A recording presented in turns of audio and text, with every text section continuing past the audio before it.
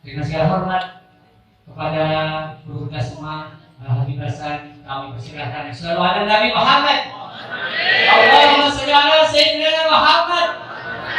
Wa qulu salat ala Nabi Muhammad.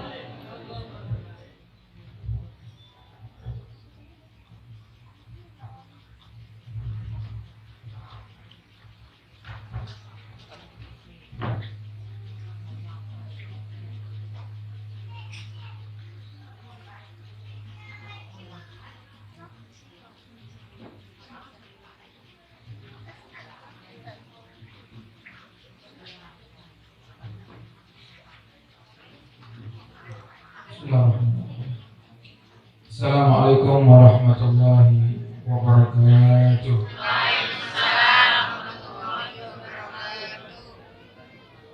Alhamdulillah. Alhamdulillahilladzi hadana bi abdihi al-mukhtar man da'ana ilayhi bil idni wa badna dana rabbika ya man dallana wa hadana. Sallallahu alaihi Allahu barika alladzi bika ya musyaffa'ul khasana wa habana ma'a alika athar ma'dini zarrikal asma wa hum sufun najati imana. Allahumma salli wa sallim wa barik wa karim wa majid wa azim ala sayyidina wa habibina wa syafi'ina wa qurrati a'yunina wa nuri qulubina maulana Muhammad. Mustahibah birahmatillah adada ma bi'ilmillah salatan wa salaman daimaini bidawami mulkillah. Subhanaka la ilma lana illa ma'alamtana innaka antal alimul hakim. Rabbi shrah li sadri wa yassir li amri wa hlul 'uqdatam min lisani yafqahu qawli bi jahi nabi wa sahbihi wa ali. Amma ba'd. Yang kami hormati para ulama, para kiai, para asatidz, para pengurus Nahdlatul Ulama, Gedung Beringin, dan segenap para hadirin hadirat, para orang tua kami yang dirahmati oleh Allah Subhanahu wa taala.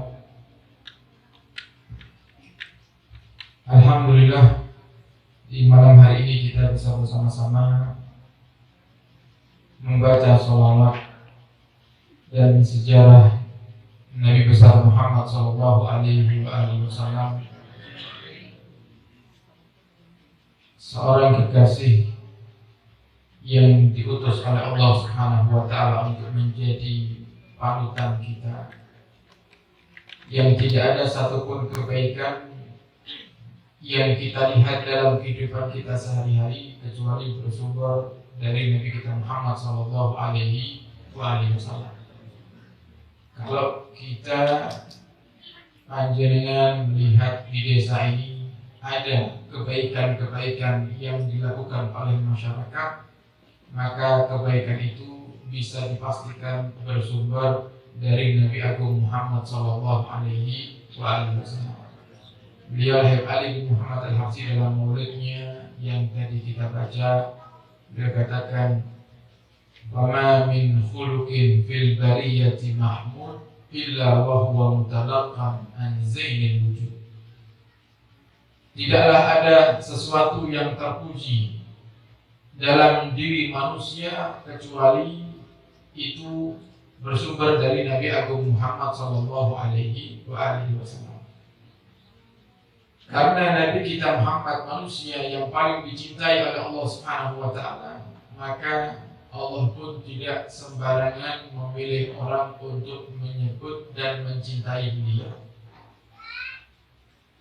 Sehingga siapa orang yang bisa menyebut nama Nabi Muhammad, bersolawat kepada Sayyidina Muhammad, mencintai Sayyidina Muhammad, maka dialah orang-orang yang terpilih. Maka sungguh beruntung kalau panjenengan di malam hari ini para hadirin termasuk daripada hamba-hamba Allah yang terpilih. Yang saat ini yang perlu kita lakukan adalah bersyukur kepada Allah karena nikmat yang besar yang tidak ada duanya. Kemudian yang kedua, bukti syukur kita adalah semakin semangat untuk mengajak yang lainnya ikut hadir di majelis semacam ini. Dan di majelisnya para ulama, dimanapun majelisnya, kita ajak jangan mau hanya Anda sendiri yang menjadi orang yang dipilih oleh Allah Subhanahu wa taala. Tapi mungkin ada yang saat ini hadir tanpa membawa anaknya, tanpa membawa keluarganya, atau mungkin hadir sendirian padahal menggunakan roda 4, maka sungguh sangat sayang sekali. Jika masih ada kesempatan kita untuk mengajak, maka ajaklah mereka untuk hadir ke majelis-majelis yang mulia semacam ini. Karena satu sholawat yang kita baca, Allah ganti dengan 10 kebaikan, 10 pahala, 10 ampunan dosa, dan 10 diangkat derajatnya oleh Allah Subhanahu wa taala dan dikabulkan hajat oleh Allah Subhanahu wa taala. Semakin banyak yang kita ajak, semakin banyak pahala yang kita dapatkan. Semakin banyak ampunan yang juga kita dapatkan, semakin banyak hajat kita akan dikabulkan oleh Allah Subhanahu wa taala. Tapi pasti para hadirin, di dalam mengajak berdakwah itu godaannya besar. Karena setan itu tidak mau melihat kita mengajak orang lain. Seandainya kok setan tidak berhasil merusak kita, maka setan akan berusaha untuk kita tidak ajak-ajak yang lainnya agar mereka tidak menjadi orang yang baik seperti kita. Sehingga dimunculkan sama setan dalam hati bukan ajakan, ya fulan, jangan hadir majlis, sudah di rumah aja, nonton TV, main HP di rumah. Bukan itu caranya setan. Tapi setan katakan kepada kita yang sudah istiqomah hadir di majlis, sudah kamu berangkat saja sendiri. Tidak usah ajak anakmu, tidak usah ajak istrimu, tidak usah ajak temanmu. Nanti yang ada malah kelamaan. Dibisiki sama saya. Nanti yang ada, ya kalau temanmu menerima dengan lapang dada, diajak dia senang. Tapi kalau ternyata ketika kamu mengajaknya justru malah dia mencelamu, gimana?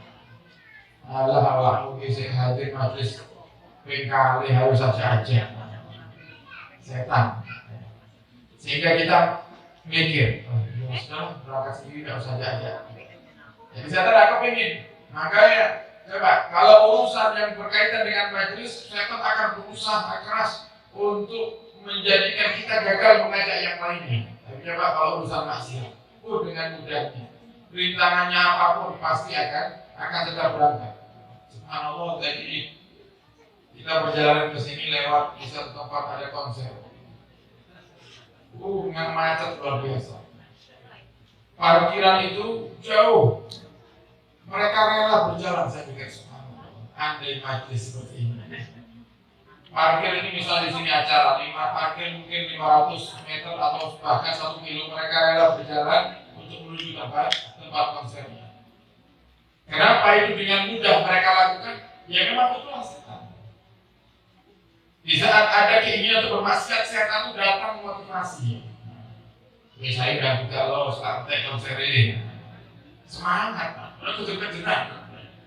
Sama seperti halnya, jenengan mau usaha, jenengan mau buka toko, jenengan mau buka mau dagang, modal ada di tangan jenengan, tapi jenengan ragu. Bapak ragu mau jualan apa misalnya? Mau jualan makanan, mau jual nasi pecel, modal ada, tempat yang jenengan ada di bayangan jenengan sudah ada. Cuma ragu, laku enggak ya? Terus subhanallah, datang istri, sudah Pak, bismillah, coba aja dulu. Toh yang ngatur rezeki Allah. Yang penting kita berdagang, berjualan dengan cara yang halal. Kalau kita berusaha untuk dengan cara yang halal, pasti Allah akan berikan rezeki kepada kita. Tadi ragu ini mau jualan, takut rugi, gara-gara dimotivasi sama istri, akhirnya semangat, kan gitu. Nah, setan di saat muncul keinginan dalam hati kita untuk bermaksiat, datang berbondong-bondong setan, bisikin. Ayo, singgang budal. Emang lagunya enak masalahnya. Semangat kan? Apalagi yang pemuda-pemuda, ayo udah budal, tak ketemu jodohin. Semangat. Pergi ke konser. Setan itu kalau memotivasi daripada pengikut-pengikutnya, manusia ini paling pintar setan. Tapi yang lemah adalah hati. Kalau kita punya hati lemah, pasti gampang ikuti setan. Oleh karenanya para hadirin, kita wajib bersyukur di malam hari ini karena kita dipilih oleh Allah Subhanahu wa taala untuk bisa hadir di majelis yang mulia. Semoga Allah berikan kepada kita keistiqomahan dan semoga di waktu yang akan datang insyaallah bulan depan itu masuk bulan Rabiul Awal, bulan kelahiran Nabi Agung Muhammad SAW, harus lebih semangat dari hari ini karena bulan depan kita sekaligus memperingati daripada hari kelahiran Nabi Agung Muhammad SAW atau Maulidan. Karena di bulan Maulid kita keliling tiap hari dengan teman-teman. Insya Allah nanti termasuk jadwalnya, jadwal tempat di mana kita rutinan setiap bulannya. Kita masuk di sini. Insya Allah kita akan sholawatan bersama. Kita sama-sama menunjukkan cinta kepada Sayyidina Muhammad di bulan yang akan datang. Nah ini luar biasa, ada perkembangan dari bulan yang lalu bertambah yang hadir. Bulan depan harus lebih banyak lagi. Sampai jalan penuh. Yang sekarang dipakai parkir mobil ini besok bulan-bulan depan dari pakai parkir mobil dua jamaah semuanya. Pakai jamaah dua. Kalau konsep bisa masa dakwah tidak bisa. Insya Allah bisa. Masyaallah hadirat hafizakumullah, tidak ada sedikit nasihat daripada akhlak para ulama-ulama dahulu yang dihadirkan oleh Imam Asy'arani. Karena ini kitab luar biasa yang dulu kita kaji di pondok pesantren Darul Lughah Dakwah. Jadi kami dahulu belajar di pondok Darul Lughah Dakwah. Sebelum ke sana kami belajar di Ma'had Al-Huda di Surabaya. Kemudian sambil kita saya pagi belajar di Madrasah Sanawiyah, di Madrasah Al-Khairiyah yang dibangun oleh Syekh Muhammad bin Ahmad Al-Muhdar, seorang waliullah yang berasal dari Bondowoso dan tinggal di Surabaya yang makamnya di dekat Sunan Ampel. Kemudian sorenya saya ngaji di Ma'had Al-Huda yang dulu diasuh oleh paman saya sendiri sebagai mudirnya. Kemudian lulus sanawiyah saya pergi ke pondok dan mondok di Darul Lughah Dakwah yang diasuh oleh Abuya Habib Ali Zainul Abidin Ibn Habib Hasan bin Ahmad Baharun. Nah, beliau adalah putra daripada Habib Hasan Baharun yang juga salah satu pengurus Nahdlatul Ulama di masa hidupnya. Kemudian sekarang diteruskan putranya yaitu guru kami Abuya Zain Baharun yang saat ini di masa khidmah dari 2018 sampai 2023 beliau menjadi wakil daripada Suriah PBNU Jatim. Jadi alhamdulillah kita punya guru-guru, punya ikatan yang sangat baik dan sangat bagus sekali dengan organisasi yang didirikan oleh guru besar umat Islam di Indonesia yaitu Syekhana Hasyim Asy'ari, dan semoga kita terus bisa mendapatkan keberkahan daripada guru-guru mulia kita, termasuk keberkahan daripada Syekhana Hasyim Asy'ari dan juga Kiai Hajar Turahab Hasbullah dan juga para ulama-ulama pendiri Nahdlatul Ulama dan para ulama-ulama ahli sunnah wal jamaah insyaallah amin ya rabbal alamin. Asal hadirat dikatakan bahwasanya mereka para salaf, orang-orang yang hidup di masa dahulu, mereka punya akhlak, di antaranya adalah adamul hasad li ahadin minal muslimin wa badlin nasihah li kulli muslimin bi tariqihi syar'i wa lidzalika sadun nas walau kana indahum hasadun la li ahadin aw ghisrin lama sadu wala qabilatil muluk aqdamahum. Dan seandainya dikatakan oleh para ulama di masa dahulu, jika mereka punya hati bukan hati yang baik, maka niscaya tidak akan sejarah hidup mereka itu dikenang oleh umat. Tidak akan mereka itu dijadikan panutan oleh umat. Sehingga mereka punya hati-hati yang baik, dan di antara sifat yang tidak ada dalam hati mereka, sifat buruk yang tidak ada dalam hati mereka adalah adamul hasad. Tidak ada kedengkian. Karena apa? Dengki itu sebuah penyakit yang Nabi katakan penyakit yang bisa mendatangkan penyakit-penyakit hati yang lainnya.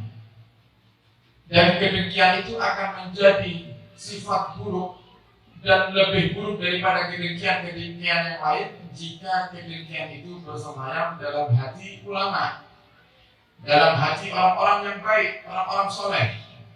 Kalau sudah muncul kedengkian, Allah langsung berpaling dari mereka.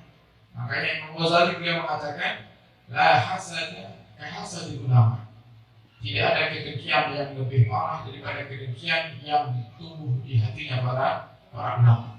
Sehingga para ulama itu dibagi dua. Ada ulama akhirat, ulama yang berjalan di jalannya Nabi Muhammad SAW. Ada ulama usul, ulama yang buruk. Dan termasuk tanda datangnya hari kiamat adalah mulai banyaknya bermunculan ulama-ulama yang buruk. Ustaz, dai, dia berdakwah, tapi isi dakwahnya justru malah menghina Islam itu sendiri. Seorang ustaz tapi menghina Nabi Muhammad SAW. Seorang ustaz ngakunya dai tapi mengatakan salat tidak wajib, mengatakan zakat tidak wajib, mengatakan hal-hal yang diwajibkan oleh Allah dia katakan tidak wajib, tapi ngakunya seorang ustaz. Nah ini yang disebut oleh Imam Ghazali dengan sebutan ulama usul. Dan Nabi katakan nanti yang paling aku takuti menyerang umatku di akhir zaman itu adalah apa? Adalah ulama usul. Karena mereka berpenampilan seperti hanya seorang ulama yang ahli ilmu dan ahli amal, sehingga diikuti oleh umatnya Nabi. Mereka menasihati dengan baiknya cara dakwah mereka, dengan baiknya mereka berinteraksi dengan umatnya, dengan murid-muridnya, sehingga muridnya baik tapi gurunya tidak baik. Ini sangat ditakuti oleh Nabi kita Muhammad SAW. Nah kemudian sifat dengki itu sifat yang buruk jika ada di dalam hati semua manusia. Karena apa? Dengan dengki itu para hadirin akan muncul penyakit-penyakit yang lain.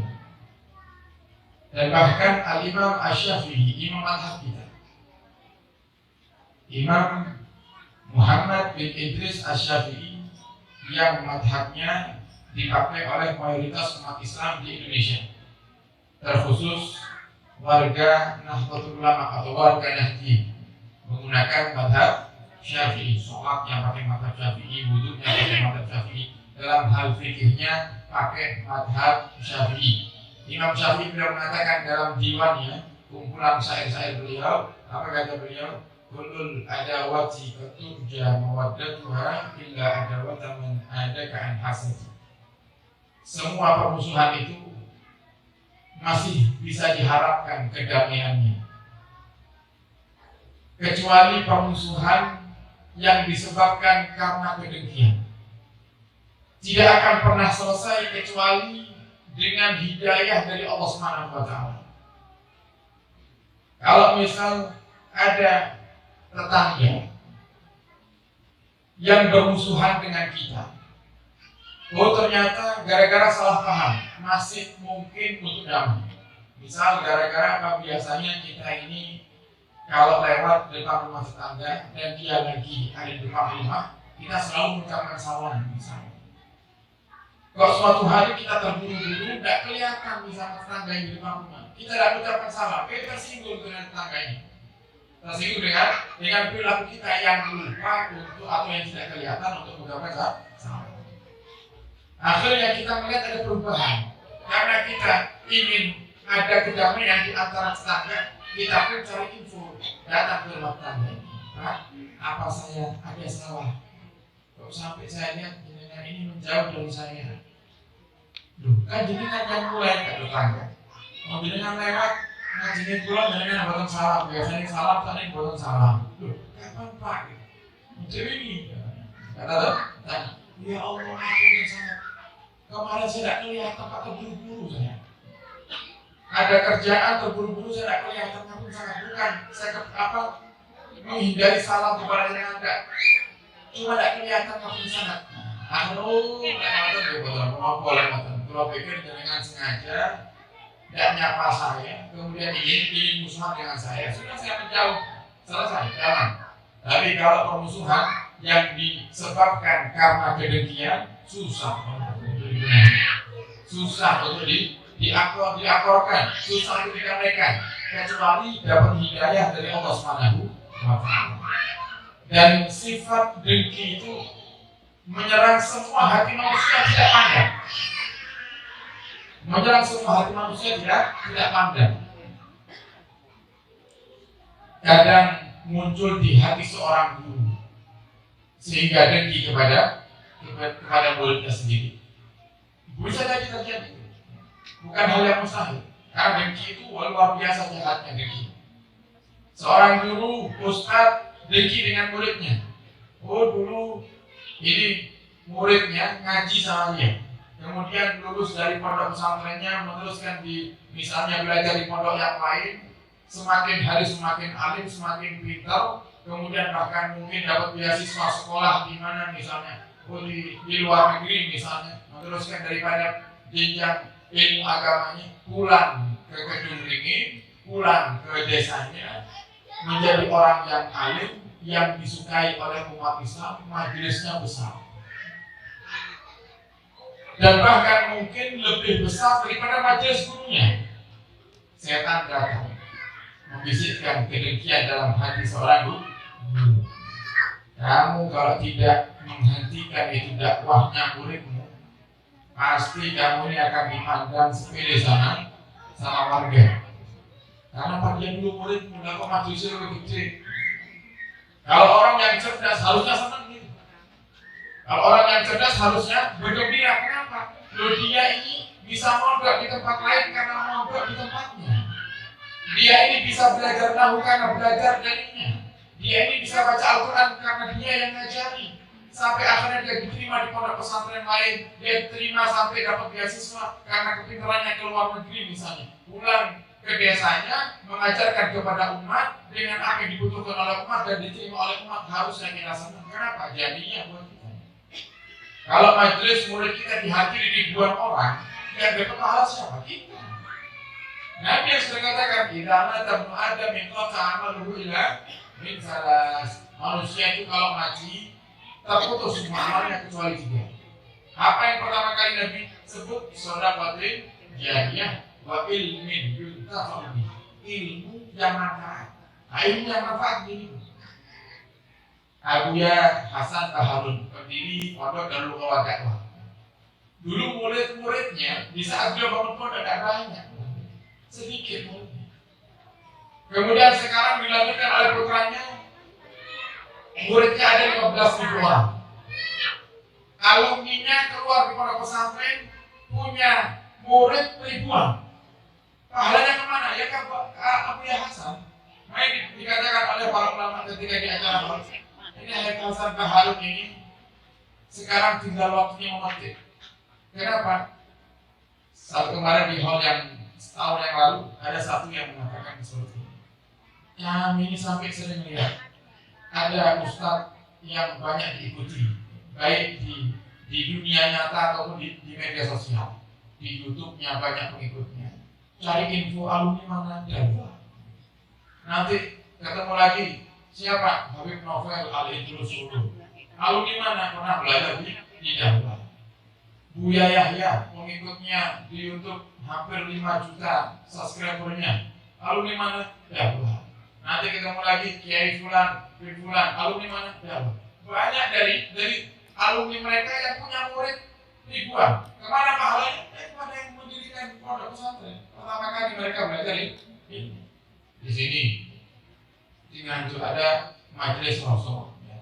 Ibu Sri mau bakar Bud yang diikuti banyak, luar biasa jamaahnya. Di setiap kota ada cabang-cabang majelisnya. Alumni mana? Dalam. Nah ini yang perlu kita sadari bahwa kalau ada kita punya murid lebih sukses daripada kita, harusnya kita senang, ikut gembira. Dan inilah yang dilakukan oleh mereka para sahabat. Al-Imam Malik itu gurunya Imam Syafi'i. Imam Malik dengar dari masyarakat sekitar, kalau muridnya Syafi'i itu sekarang sudah jadi orang hebat, fatwanya dipakai banyak orang. Bahkan yang hadir di majelisnya tidak sedikit manusia banyak yang hadir di majelisnya. Coba lihat apa yang dilakukan Imam Malik. Imam Malik sebagai guru penasaran, benar tidak sih muridku sukses seperti yang aku dengar? Hadir Imam Malik di majelisnya Imam Syafi'i. Hadir Imam Malik di majelisnya Imam Syafi'i. Untuk apa? Bukan untuk duduk di depan bareng Imam Syafi'i, bukan. Duduk di belakang, sembunyi di belakang tiang.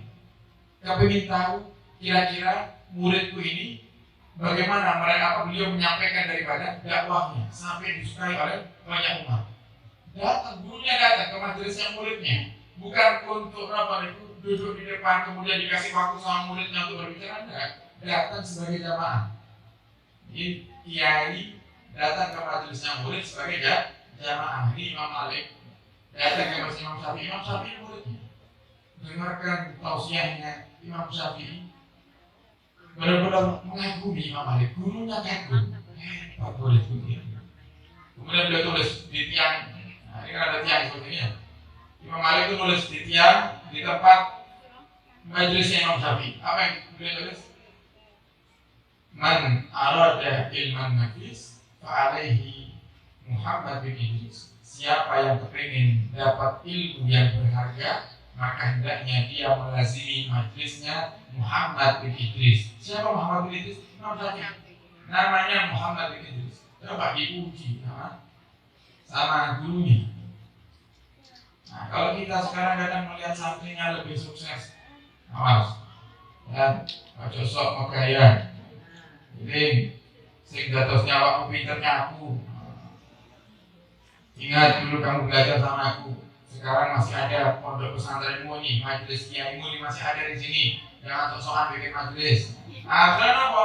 Muridnya karena dengar apa yang dikatakan oleh gurunya nggak berani bikin majelis. Nah, makanya kata para ulama, yang menghambat tersebarnya dakwahnya Nabi Muhammad ini adalah terkadang ada ketawaduan yang bukan pada tempatnya, atau ada kiai ustadz dai yang sudah sepuh atau yang sudah lama berjuang dalam dakwah, melihat ada pejuang baru, ada dai baru, ada ustadz baru muncul di situ. Inilah hambatan dakwah. Tawadhu bukan pada tempatnya. Gimana? Misal ada alumni pada pesantren yang sudah lulus, ilmunya luar biasa, kemudian diingatkan sama kawan-kawannya, kamu di pondok pintar, hafalan paling cepat, alfiyah sudah di luar kepala, Al-Quran di luar kepala, nggak boleh ngomong orang ngajar belas ini ya. Nah, sebenarnya saya tuh kepengen ngajar. Ini masih ada kiai sepuh. Masih ada kiai sepuh. Ini namanya tawadhu bukan pada tempatnya. Tawadhu bukan pada tempatnya. Kalau seandainya hal ini adalah hal yang dibenarkan, pasti dulu sahabat ketika mau berdakwah mereka akan katakan masih ada Nabi Muhammad. Kan gitu. Tapi ternyata apa? Coba lihat. Kalau Ansor, mereka para sahabat yang tinggal di Madinah Al-Munawwarah, apakah mereka pertama kali tersebarnya dakwah Islam di sana langsung melewati daripada dakwahnya Nabi Muhammad? Tidak, lewat perantara. Lewat murid-muridnya Nabi Muhammad. 6-7 orang itu yang datang ke Mekah, kemudian diajak untuk masuk Islam sama Nabi Muhammad. Mereka kembali ke Madinah. Dari 6-7 orang inilah mereka berdakwah satu persatu ke desa-desa, kampung-kampung, sampai banyak umat Islam yang masuk Islam di kota Madinah. Umat penduduk Madinah yang masuk Islam di kota Madinah Al-Munawwarah. Makanya kalau dengan pada sejarah, ketika Nabi Muhammad datang dari Mekah menuju Madinah, banyak sahabat-sahabat itu, sahabat-sahabat Ansor yang mereka tidak bisa membedakan dari kejauhan yang datang 2 orang, Nabi Muhammad dan Abu Bakar. Mereka bertanya, yang Nabi Muhammad yang mana? Kenapa? Karena mereka Islamnya bukan di tangannya Nabi Muhammad, Islamnya di tangan muridnya Nabi Muhammad SAW. Begitu Abu Bakar memayungi Rasulullah SAW dengan salnya, dengan ridanya, dengan surbannya, dengan kain yang dia bawa, barulah mereka sadar pasti yang memayungi adalah Sayyidina Abu Bakar, yang dipayungi adalah Rasulullah SAW. Indah akhirnya dakwahnya. Nah, sehingga para alumni para pesantren tidak ada kata tawadhu kemudian mengatakan masih ada kiainya, masih ada ustaznya yang lebih sepuh di sini. Ini yang pertama, tawadhu bukan pada tempatnya. Yang kedua, kurang ajar. Kenapa saya bilang kurang ajar? Berarti dia sama dengan minta engkau habis remeknya. Kalau saudara sudah meninggal, baru saya mau dakwah. Ini sama dengan doakan kiai sepuhnya dan mati, berarti kurang ajar. Nah, ini perlunya dibenahi. Kemudian yang kedua, jika ada orang yang membantu dakwah di kampung kita, di desa kita, atau mungkin di kota kita, atau di daerah yang berbeda desa dengan kita, jangan kita itu merasa tersayungi. Ingat, Yang perlu kita sadari itu, yang jadikan orang hadir di majelis kita itu bukan kita. Kita diperintahkan oleh Allah untuk menyampaikan. Yang ngasih hidayah siapa? Allah. Yang gerakkan kaki panjenengan menuju majelis ini Allah. Bukan hebatnya kita, ini karena kiainya, bukan. Karena Allah ya yang mengarahkan, karena Allah yang menggerakkan. Sehingga jangan pernah takut santrinya atau jamaahnya berpindah atau habis. Kalau memang kita punya hati ikhlas, pasti Allah yang akan kirimkan. Makanya kata guru kita itu, ketika dulu saya lulus pondok pesantren, saya minta doa kepada guru saya. Ya Syekhi, wahai guruku, doakan. Saya kepingin memulai terjun di dunia dakwah. Apa kata guru saya? Sudah siap. Kata guru saya, tanyanya sudah siap. Apakah kamu sudah siap? Saya bilang, sambil belajar itu. Kalau dibilang saya ilmunya banyak, tidak ada. Sambil belajar. Bukan, kata guru saya, bukan ilmu yang saya tanyakan. Sudah siap? Sudah siap apa? Sudah siap untuk mendapatkan rintangan-rintangan dakwah. Sudah siap untuk diganggu, sudah siap untuk difitnah, sudah siap untuk dicaci. Kalau sudah siap, silakan mulai berdakwah. Bahkan Ibu Abdul Habib itu mengatakan, kalau ada ustadz, kiai, habib, dakwah, kok dakwahnya mulus lancar, tidak ada yang ganggu, tanyakan hatinya, ikhlas tidak dia. Tanyakan hatinya masing-masing, ikhlas apa di? Apa tidak? Kenapa? Dulu Nabi Muhammad diganggu orang itu. Siapa kita yang dakwah tidak diganggu itu? Nabi Muhammad dakwah, berceramah. Nabi Muhammad mengajak itu orang-orang kafir untuk masuk Islam. Apakah kemudian mereka langsung semuanya masuk Islam? Tidak. Bahkan pernah satu hari Nabi Muhammad itu berdakwah para hadirin, menyampaikan nasihat kepada mereka penduduk Makkah. Apa yang Nabi dapatkan? Ada satu orang kafir, dia ambil pasir di tangannya, kemudian dilemparkan ke wajah Nabi Muhammad SAW. Lagi dakwah Nabi Muhammad, ambil pasir, lempar ke wajah Nabi Muhammad. Coba, kalau kita datang disambut, jamaahnya berdiri, disalami, kemudian duduk, dikasih kursinya ruang dulu untuk dibangkit penyanyi. Nabi Muhammad tidak seperti ini. Kemudian kita baru difitnah sedikit, baru didengki sedikit sama orang, baru dikatakan ini, dicaci itu, kemudian kita kendor dalam berdakwah. Siapa ini? Nabi Muhammad yang paling dicintai oleh Allah, dakwahnya penuh dengan rintangan. Masuk ke kota Taif, dilempar batu, dikatakan gila sampai berdarah dengan Nabi. Kemudian apakah Nabi marah? Malaikat yang melihat Nabi Muhammad diperlakukan seperti itu, marah malaikat. Kemudian mengatakan, ya Rasulullah, mintalah kepada Allah agar Allah memerintahkan kami para penjaga-penjaga bukit di Taif ini untuk mengangkat bukit-bukit ini dan dihantamkan kepada mereka ahli Taif. Apa kata Nabi Muhammad? Tidak. Aku berharap mungkin saat ini mereka yang tidak beriman, siapa tahu besok anaknya yang beriman, siapa tahu besok cucunya yang beriman. Kemudian ayat berdoa, Allahumma hdi qaumi fa innahum la ya'lamun. Ya Allah, berikan hidayah kepada mereka karena mereka belum sadar. Kalau seandainya dikatakan ketika malaikat menawarkan, ya Muhammad wahai Rasulullah, mintalah kepada Allah agar Allah perintahkan kami mengangkat bukit ini dan kami hantamkan ke hadapan mereka. Kalau Nabi katakan, ya sedang salam begitu, mati kabeh. Tidak ada kata Taif sekarang. Kata Taif sekarang semuanya mayoritas umat Islam. Sebab apa? Dakwahnya Nabi Muhammad SAW yang pertama masuk di kota Taif mendakwahkan Islam, dilempari batu, dikatakan gila. Bahkan yang mereka, dan uniknya lagi para hadirin, dalam kisah Nabi Muhammad dilempari batu di Taif itu, yang diperintahkan untuk melempari batu itu adalah anak-anak kecil. Artinya lihat di sejarah. Kenapa Pak anak kecil? Kenapa mereka yang tua yang melempari Nabi Muhammad dengan batu? Karena sebenarnya ada di hati mereka itu keraguan. Muhammad ini nabi kenalan orang sih. Terus timbangannya aku sing dosa, aku pas salah, bahaya. Aku pas salah di mata Tuhan aku akan bahaya. Mending anak-anak kecil-kecil mereka dimaklumi. Berbuat salah tidak kena dosa. Anak-anak kecil yang disuruh. Ya, dan di antara penyebab penghalang yang menjadikan hati mereka tidak mau beriman kepada Muhammad adalah kedengkian. Orang-orang Yahudi. Coba, kenapa orang Yahudi tidak mau masuk Islam? Padahal yang paling getol sebelum Nabi Muhammad diutus menjadi Nabi, yang paling semangat menyuarakan akan datang Nabi akhir zaman adalah orang Yahudi. Tapi giliran Nabi akhir zaman datang sungguhan, Nabi Muhammad benar-benar diutus oleh Allah Subhanahu wa Ta'ala, termasuk yang tidak mau beriman kepada Nabi adalah orang-orang Yahudi sampai sekarang. Kenapa coba? Karena Yahudi.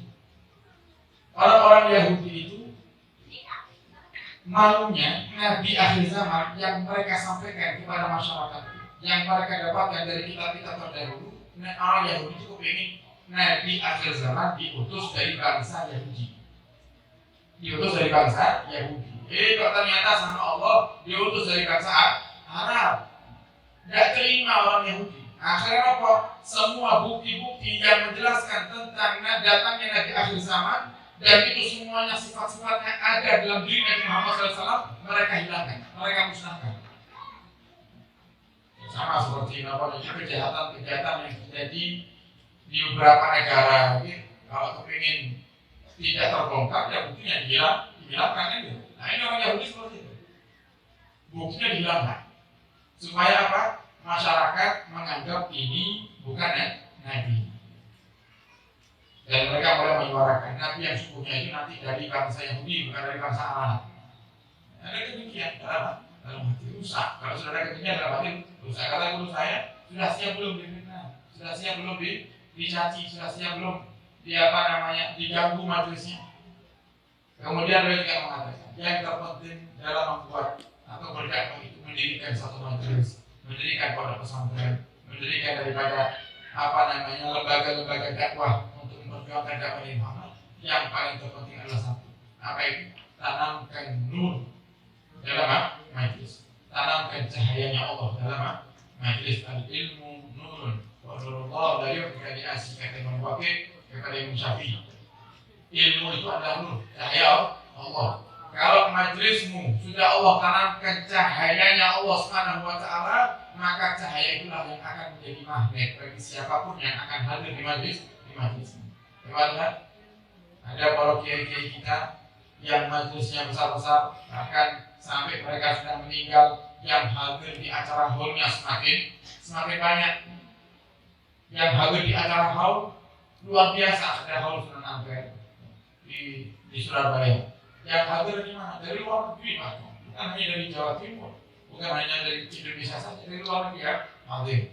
Nanti bulan November ada haul pengarang maulid yang kita baca. Haul Habib Ali bin Muhammad bin Husain Hafsi Solo. Coba lihat yang hadir. Saking banyaknya yang hadir itu, kalau mau hadir ke sana parkir sudah berkilo-kilometer dari majelis.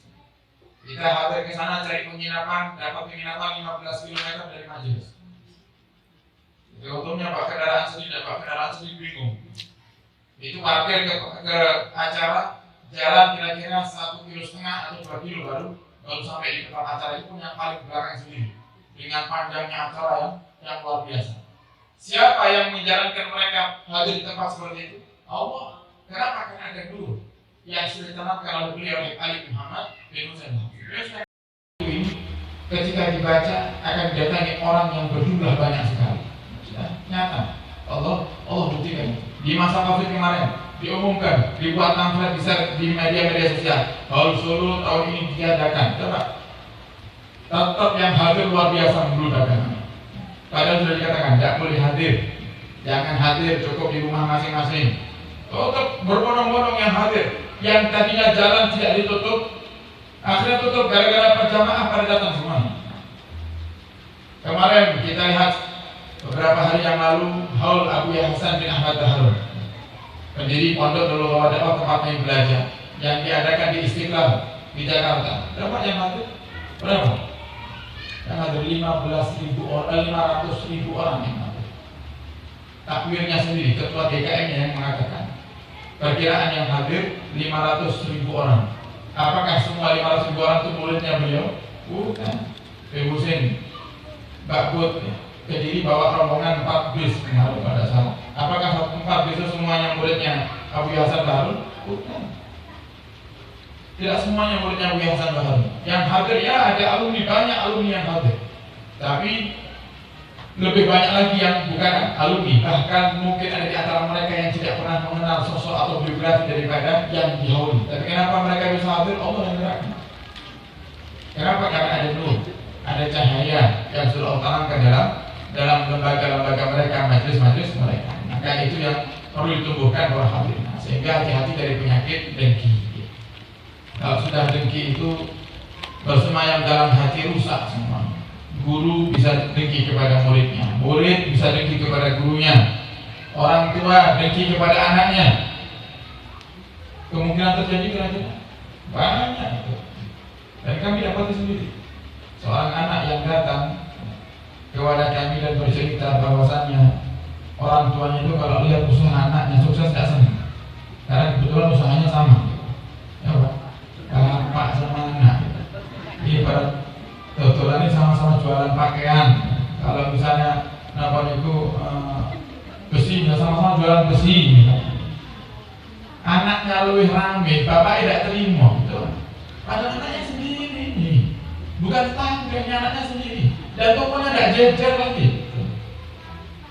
Cuman kenapa? Oh, anak saya kok mobil lu apik, aku ajar nabi. Banyak itu terjadi banyak. Atau sebaliknya, anak dengki sama orang tuanya. Melihat orang tuanya lebih rame, kenapa sih orang-orang ini kok beli ke bapak saya? Kenapa sih kok beli ke ibu saya? Padahal harga saya lebih murah daripada bapak dan ibu. Nah, ya. Kalau sudah dengki, ya, semuanya akan habis dimakan. Ya. Seorang suami lihat istrinya penghasilannya lebih besar, pegel hatinya. Ya. Si istri melihat suaminya pekerjaannya sukses, tidak suka. Ya. Apakah bisa terjadi? Bisa. Semuanya. Jangankan urusan dunia, urusan agama saja masih penuh dengan, kadang masih dipenuhi dengan kedengkian. Apalagi urusan dunia, urusan akhirat masih ada yang dengki. Ya. Melihat ada ustaz bikin pondok pesantren, yang sini dengki. Ada pondok baru dibuat di daerahnya, panas. Bahkan kadang difitnah. Wah, ini bukan Ahlussunnah wal Jamaah, Wahabi. Ojo hadir. Sudah banyak kisah seperti ini. Nah, kenapa dengki? Makanya dengki ini bahaya sekali. Kalau sudah menyerang masuk ke dalam hati manusia, hancur. Dan kemudian apa bahayanya dengki? Orang yang dalam hatinya ada kedengkian, semua pahalanya habis. Nabi yang katakan, iyyaka wal hasad, hati-hati dari penyakit dengki. Fa'innal hasada, karena sungguhnya penyakit dengki itu ta'kulul hasanat kama ta'kulun narul hatab. Karena sungguhnya penyakit dengki itu bisa memangkas daripada amal kebaikan kita, pahala kebaikan kita, sehingga habis seperti halnya api yang memakan habis kayu bakar. Begitulah mungkin. Jadi kita sudah susah payah. Mending kalau kita ini punya ibadah banyak, hadirin. Ibadah kita ini namun apa? Yang wajib-wajib saja kata. Haji seumur hidup kita mau sekali kata. Kemudian dengki habis. Dan dari dengki ini akan muncul penyakit lain, benci. Kalau sudah dengki akan muncul benci. Dapat misal, kalau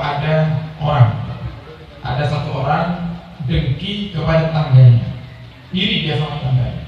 Apa sih dengki itu? Dengki itu adalah melihat nikmat yang Allah berikan kepada orang lain, hati kita merasa tidak nyaman dan mengharap bahkan nikmat itu hilang dari orang tersebut. Itu dengki. Kita punya tetangga dapat rezeki dari Allah SWT sehingga beli mobil dia, beli mobil panas. Kurang ajar pamer mobil. Padahal bukan pamer, lewat mobil tempatnya di depan, gitu ya. Ini ngomong pamer, coba. Masa jenengan lihat tuh bas mobil jenengan lepetnya lemari. Masa agak sakit mobil-mobilan. Pamer mobil bang aja. Satu di lampi mobil ini tempatnya di depan. Dia kepingin, namanya orang punya mobil baru, ya pasti gitu. Manusia, wataknya manusia, nyari pangkat dilapi terus segala hal itu ya. Nikah kadang ya, nikah mantan anyar, sayang-sayangan sama istrinya. Kenapa sih anyar? gitu sayang-sayangan. Tembok gitu. Saya nggak nyelumbok gitu. Ya, terus apa namanya? Jadi kalau nggak ada HP-nya, coba gimana? Oh, dibuka terus HP. Nggak berhenti aja. Apa? Ibu lewat di sampingnya nggak ngerti belas. Saya kuntilanak lewat yang tak kalau sampai. Kenapa HP-nya balik? Tapi coba kalau HP-nya sudah lawas, pasti bolak-balik kali pecah lalu. Kan ada? Mau lawas. Nah, itu wataknya manusia. Tapi karena kita ada kedengkian, kita tutup pamer. Nah, dari hilang mobil. Nah, gitu. Sudah paham, Bapak sudah fitnah. Orang tidak pamer, dibilang pamer, doakan jelek.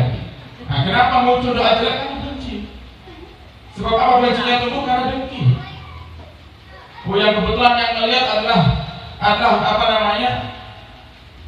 Seorang suami ngelihat tetangganya punya mobil baru, pegel dia. Tidak lama istrinya datang dari pasar. Suaminya cerita, "Bu, coba lihat tetangga kita punya mobil baru." Dia lihat sama istri, "Oh iya Pak, nah Pak itu kapan Pak ada mobil?" Terus tenang sih. Ada dia utang itu, macam-macam, paling korupsi, paling pesugihan paling, nuduh fitnah macam-macam, kerasani habis sudah dengan dengki saja habis, pahala kita ditambah dengan kerasani lagi. Kalau sudah dengki pasti ngerasani. Kalau sudah kita ada kedengkian dalam hati pasti ngerasani.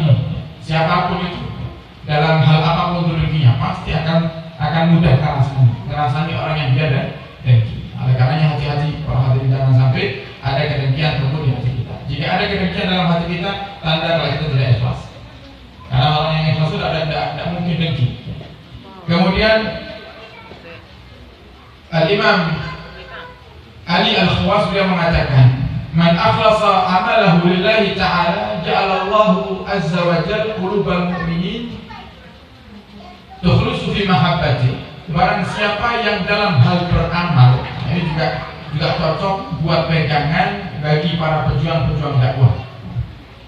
Man akhlasa amalahu, barang siapa yang ikhlas dalam beramal lillahi ta'ala karena Allah Subhanahu wa ta'ala, maka Allah akan jadikan di dalam hati kaum mukminin itu adalah cinta kepada mereka yang ikhlas.